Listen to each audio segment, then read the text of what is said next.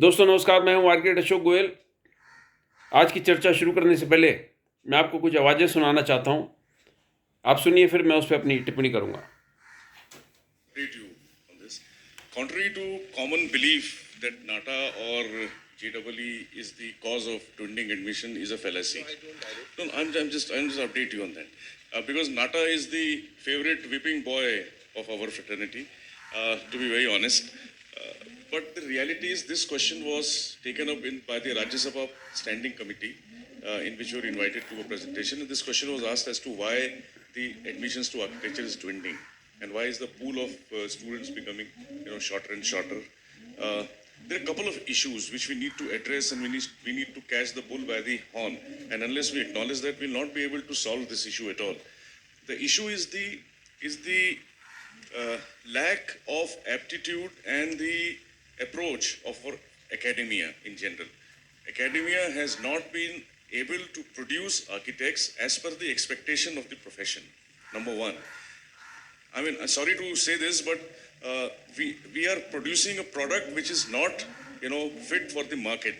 The face of profession has changed drastically in the last 2 decades. The approach of the academicians have not changed at all to meet that changing face of the profession. Number one. Number two, the long duration of the course. Number three, expensive course. Apart from the fees, you have, other expenses which are more than the fee. And then the salary packages that you get, that a fresh graduate gets in the market. And training is a part of that. Training is a part of it. But the abysmally low, your fresh graduate is paid lower than your peon or a driver. And this is happening because the profession's expectations from a product that is being produced in our institutions is not up to what it should be. Sony wants to add something. Yeah. When the act was... दोस्तों, ये आवाज़ हमारे council of architecture के वर्तमान president हबीब खान जी की थी, और उन्होंने वो सारी बातें कह दी जो मैं लगातार अपने वीडियोस में कुछ महीने से नहीं, कई साल से कह रहा हूँ। मैं लगातार ये बात कह रहा हूँ कि जो खोट है वो स्टूडेंट्स में नहीं है, जो कमी है वो आर्किटेक्चर एक्सपीरियंस में नहीं है। अभी भी देश भर में मेधावी छात्र उपलब्ध हैं। बहुत से मेधावी छात्र आर्किटेक्चर को अपना करियर बनाने के लिए आते हैं। प्रेस्टीजियस आर्किटेक्चर कॉलेज में एडमिशन इसी आशा के साथ लेते हैं कि उनको वहाँ पर बेहतरीन पढ़ाई मिलेगी, बेहतरीन फैकल्टी मिलेगी, बेहतरीन इंफ्रास्ट्रक्चर मिलेगा, और ये सारी सुविधाएं, ये सारी फैसिलिटीज, ये सारा कुछ प्रोवाइड कराने की जिम्मेदारी है किसकी? शिक्षा मंत्रालय की और रेगुलेटरी बॉडीज की। शिक्षा मंत्रालय और भारत सरकार से सभी सरकारी आर्किटेक्चर संस्थानों की फंडिंग होती है। बहुत सारे निजी यानी सेल्फ फाइनेंसिंग आर्किटेक्चर कॉलेजेस भी पूरे देश में है, जो जैसा नाम से स्पष्ट है सेल्फ फाइनेंसिंग है, तो जो छात्रों से फीस के रूप में आमदनी होती है उसी के अनुसार वो चलते हैं।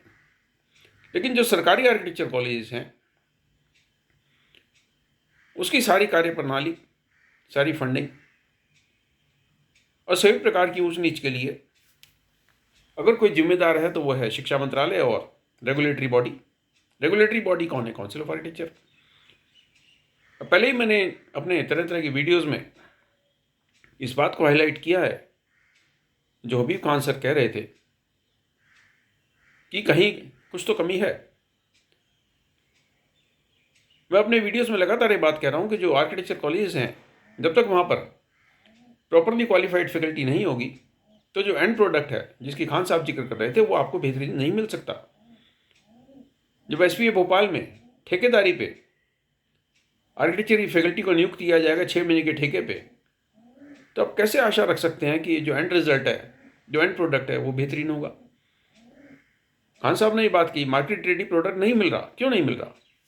20 साल में उन्होंने कहा कि स्थितियों में परिवर्तन आया, सब जानते हैं, हम भी जानते हैं, आप भी जानते हैं। लेकिन नई परिस्थितियों के हिसाब से, नए सामाजिक ढांचे के हिसाब से, नई आवश्यकताओं के हिसाब से इस करिकुलम को बदलने की जिम्मेदारी किसकी है?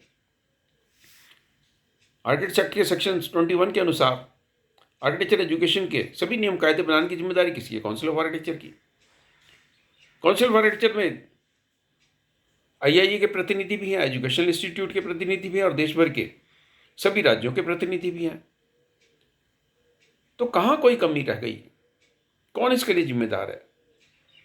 मैं समझता हूँ इन सवालों के जवाब सभी सीनियर आर्किटेक्ट्स को भी खोजने चाहिए और काउंसिल में जो लोग